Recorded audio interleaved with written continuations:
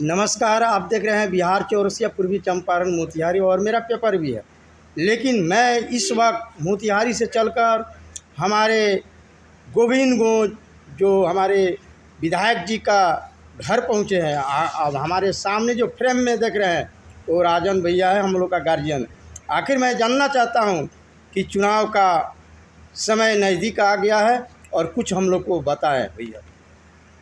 क्या बताना, क्या पूछिएगा? यानी बताना यही है कि जैसे कि कल से तो प्रचार घूमने लगेगा, इसके लिए कुछ बताइए और कैसे आपका देख रेख रहेगा आप लोग। पत्रकारिता करते हैं तो इसको जानकारी होना चाहिए कि 365 दिन हम लोग क्षेत्र में रह के प्रचार करते रहते हैं। जी जी जी।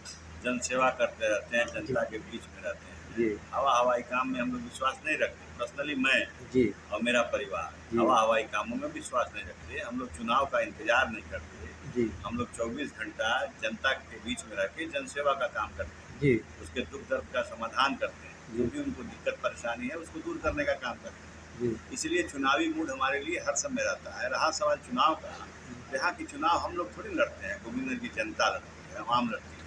मेरी बात वो रखती है, मेरी बात वो सुनती है और जो जनता फैसला लेती है उसे मैं सिरोधार स्वीकार करता हूँ।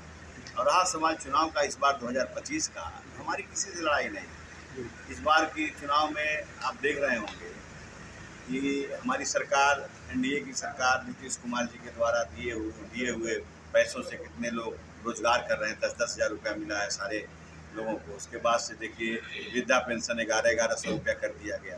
तो ये सरकार गरीबों की सरकार है, गरीबों के विषय में सोचती है।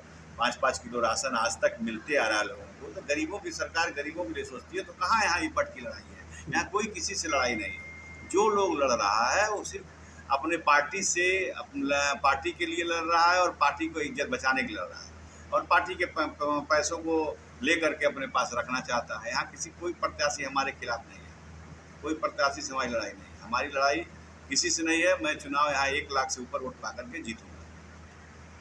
जो नरकटियागंज विधानसभा से कह रहे थे कि हम चुनाव लड़ेंगे और एक वीडियो में भी आपने लाइव आकर बोल रहे थे कि हम 2019 से बीजेपी के साथ है, पूरा भरपूर समर्थन। ठीक है, मेरी बात सुनिए। नाराजगी होती है, पार्टी का सेवा करने पर आदमी सोचता है कि उसकी मेहनताना मजदूरी मिले, लेकिन इसका मतलब ये थोड़ी ना एक ही कैंडिडेट लड़ेगा। और वहाँ से हमारे भारतीय जनता पार्टी के कैंडिडेट जिनको मैंने टिकट मिलने से 10 दिन पहले ही एक प्रेस का मौर्या होटल में चल रहा था प्रोग्राम, उस प्रोग्राम में मैंने बोला था कि 40 साल से आदमी सेवा कर रहा है, पार्टी ने आज तक इस गरीब व्यक्ति के ऊपर ध्यान नहीं दिया। और देखिए मेरी बात, मेरी जवान पे सरस्वती बैठी थी, उन्हीं को टिकट मिल गया। ऐसा कोई नहीं। चुनाव में जब टिकट नहीं मिलता है तो हर मेहनतकश इंसान जो राजनीति करता है और समाज के बीच में रहता है उसको नाराज़गी होती है पार्टी से। इसका मतलब थोड़ी ना कि हम लोग घर को तोड़ देंगे। घर को बचा के रखना है और घर जब सही रहेगा, क्षेत्र सही रहेगा, तभी हमारी पहचान, हमारा वजूद बना रहेगा। नरकटियागंज विधानसभा के जितने सारे जनता आपको सपोर्ट कर रही थी कि राजन भैया हमारे क्षेत्र में आएंगे, चुनाव लड़ेंगे, उनको भरपूर हम लोग सपोर्ट करेंगे, अब उन सभी जनता से क्या करेंगे आप? देखिए, नरकटियागंज की बात नरकटियागंज में रहने दीजिए। आप गोविंदगंज में बैठो, गोविंदगंज की बात गोविंदगंज में करो। गोविंदगंज मेरा पुराना क्षेत्र है, यहीं से मैं विधायक बना, यहीं की जनता ने मुझे सम्मान दिया, प्यार दिया, दुलार दिया। इसलिए अभी हमारा ध्यान सिर्फ और सिर्फ गोविंदगंज पे है और कहीं किसी विधानसभा क्षेत्र में। जनता हर जगह स्वतंत्र है, लेकिन इस गोविंदगंज के लिए मैं हूँ और गोविंदगंज के लिए मैं सिर्फ एक ही चीज़ चाहता हूँ कि गोविंदगंज की आवाम, गोविंदगंज की जनता, जो हमारा परिवार, मैं और मेरा परिवार 365 दिन रह करके आपकी सेवा में लगा रहता है। तो मैं ही चाहता हूँ कि आने वाले 11 तारीख को आप लोग राजू तिवारी को हेलीकॉप्टर निशान, जो एनडीए कैंडिडेट है, जो फूल ही हेलीकॉप्टर है, हेलीकॉप्टर ही फूल है। इस बार यह चुनाव मोदी जी का चुनाव चिन्ह गोविंदगंज में हेलीकॉप्टर निशान है।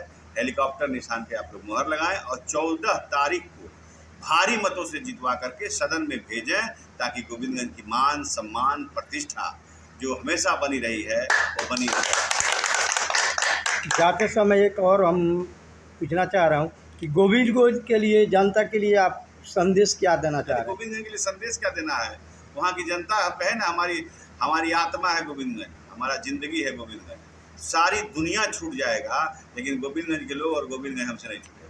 बस इतना ही मैं कहूँगा कि आपके ऊपर जितना मैं विश्वास करता हूँ, आप मेरे ऊपर विश्वास करते हैं, तो आपसे आग्रह अनुरोध है कि इस बार इतना वोट दीजिए कि चाहे विरोधियों की जमानत जब्त हो जाए और सब मेरा शान और मेरी मूछ बरकरार रहे। बहुत